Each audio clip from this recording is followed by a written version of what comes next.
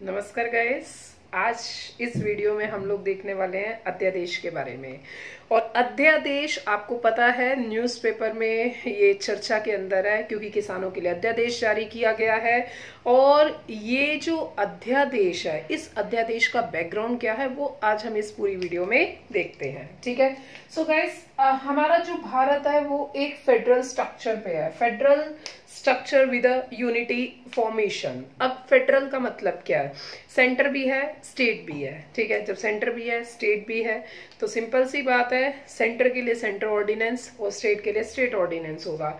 केंद्र अध्यादेश और राज्य अध्यादेश। सो सबसे पहली चीज तो हम ये देखेंगे कि अध्यादेश का मतलब क्या होता है, कौन सा आर्टिकल है, कौन इशू करता है, कब इशू करता है, क्यों इशू किया जाता है, कितने टाइम पीरियड के लिए इशू किया जाता है। This whole background with 360 degree we will discuss in this video. So please guys watch this video with a complete concentration. Okay guys, so now the first thing is ordinance.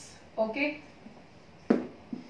भाई, एक तरफ मैं ले रही हूं ऑर्डिनेंस और एक तरफ मैं ले रही हूं स्टेट ऑर्डिनेंस। ओके, एक तरफ ऑर्डिनेंस और एक तरफ state ordinance. So first if I am talking about the ordinance. Okay, so guys ordinance का आर्टिकल है 123।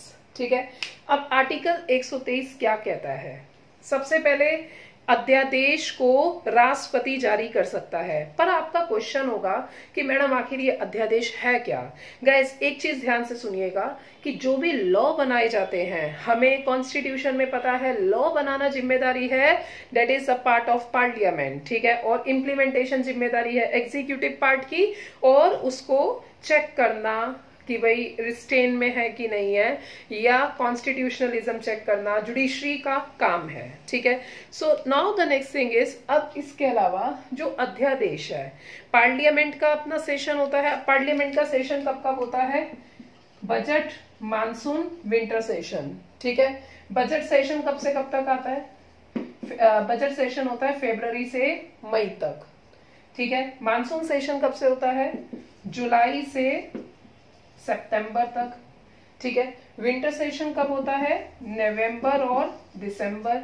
तो इसका मतलब ये है कि ये जो मंथ है, ये जो सेशन है, इस सेशन में पार्लियामेंट जो है वो संसद के सत्र में आएगी, वो पार्लियामेंट अपना काम करेगी। पार्लियामेंट बजट सेशन में बजट पास करेगी, डिस्कशन चलेगा, स्क्रूटिनाइजेशन होगा, बजट बनता है और पूरे देश पे बजट लागू होता है जून में।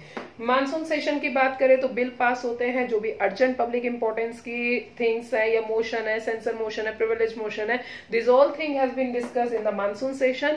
और अगर हम बात करें विंटर सेशन की, नवंबर दिसंबर, similarly this is the third session in which the all important things and the business of parliamentary affairs has been done. Okay, so these are the three actually session in the parliament. अब इसके अलावा मतलब पूरे साल में ये 3 सत्र होते हैं। ठीक है। तो इसका मतलब पार्लियामेंट कब सत्र में नहीं होती है? जनवरी में, ठीक है, जून में और अक्टूबर में। इस टाइम पे पार्लियामेंट नहीं होती है। पार्लियामेंट का ये कहा जाता है जनवरी, जून, अक्टूबर, इन 3 महीनों को कहा जाता है recess of parliament. This is the recess of parliament, मतलब संसद के सत्र का अंतराल। ठीक है।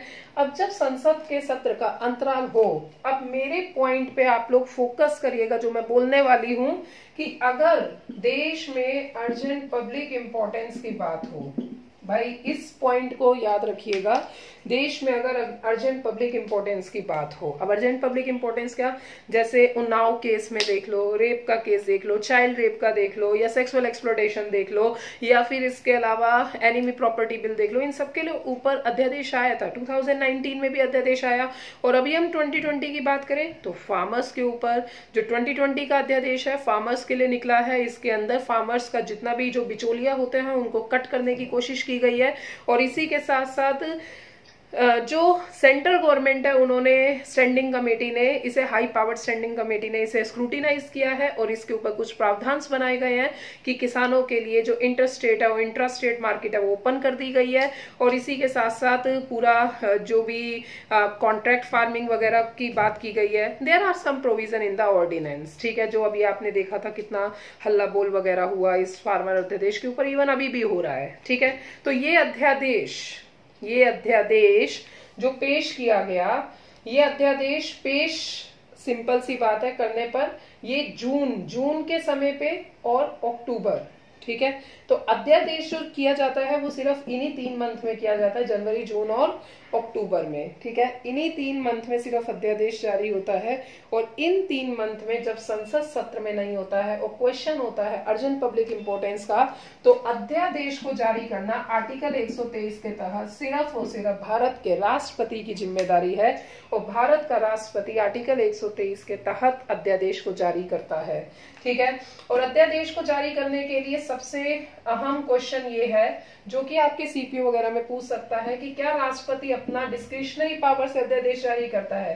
तो आपका आंसर है नहीं। राष्ट्रपति कैबिनेट की advice, the cabinet advice is necessary here, और कैबिनेट के एडवाइस पे अध्यादेश जारी करता है। और अगर राष्ट्रपति ने अध्यादेश पे सिग्नेचर कर दिया तो एक अध्यादेश कम से कम 6 हफ्ता, जैसे मान लीजिए आज सिग्नेचर हुआ तो 6 हफ्ता मतलब 1.5 महीने के अंतर्गत इस अध्यादेश पर मीटिंग होगी। और इस अध्यादेश पे अगर मीटिंग होती है तो फिर ये अध्यादेश अगले 6 महीने तक चलेगा। तो इसका मतलब यह है कि ये जो अध्यादेश का टाइम पीरियड है ये 6 वीक टू 6 मंथ्स है। तो इसका मतलब हमारे अगर सीडीएस के पेपर में क्वेश्चन आया कि एक अध्यादेश का टाइम पीरियड कितना होता है, हम किस पे टिक करेंगे? 6 मंथ्स, ठीक है गाइस। इससे बाहर आपके पेपर में नहीं पूछेगा, ठीक है। करंट का जो फार्मर्स का अध्यादेश है वो आप लोगों को पता ही है, ठीक है, इस कारण से न्यूज़पेपर में है। अच्छा, उसके बाद स्टेट ऑर्डिनेंस में क्या होता है भाई? सेंट्रल ऑर्डिनेंस का आर्टिकल क्या है? देखो मैं ये याद करने की ट्रिक बता रही हूँ, ठीक है। सेंट्रल ऑर्डिनेंस का आर्टिकल क्या है? 123। इस सेक को बीच में डाल दो तो क्या हो गया? आर्टिकल 213। आर्टिकल 213 जो है ये स्टेट ऑर्डिनेंस का आर्टिकल है गाइस। ये वाला क्वेश्चन जो है ना, ये एमपी पीसीएस प्रीलिम्स के पेपर में ये क्वेश्चन आया था, ठीक है। सिंपल सी बात है, सेंट्रल ऑर्डिनेंस को प्रेसिडेंट जारी करता है, तो इसे कौन जारी करेगा? गवर्नर। उसे प्रेसिडेंट जारी करता है कैबिनेट की सलाह पे, तो गवर्नर किसे जारी करेगा? स्टेट कैबिनेट की सलाह पे, ठीक है। ये भी रिसेस ऑफ पार्लियामेंट, तो ये रिसेस ऑफ स्टेट लेजिस्लेचर, ठीक है। अच्छा, इसके अलावा ये अर्जेंट पब्लिक इंपोर्टेंस, तो ये स्टेट अर्जेंट पब्लिक इंपोर्टेंस, कम से कम 6 week to 6 month, state ordinance 6 week to 6 months, ठीक है। तो अध्यादेश का जो टाइम पीरियड है वो 6 मंथ्स का होता है। और इसके अलावा जो अध्यादेश है, ये अध्यादेश अभी तक मैक्सिमम किस राज्य ने इशू किया है? So the Bihar use the maximum ordinance. So guys, this is all about the ordinance, which is the ongoing contention going on in the newspaper. So this is the complete background. So guys, I hope you just get the idea that what is the ordinance and what kind of question came in the examination. For example, for the exam point of view, the importance of this topic is you have to keep in mind, you have to keep remember the article 123 when it issued, by whom it issued, and at what is the purpose of issuing, that is the urgent public importance, at what time and what is the duration of issuing, that is the 6 months. And what about the article of state ordinance, that is 213, okay, centuries 1 to 3. And what are the recess period? January, June or October. Okay guys, I hope you like this video. Thank you.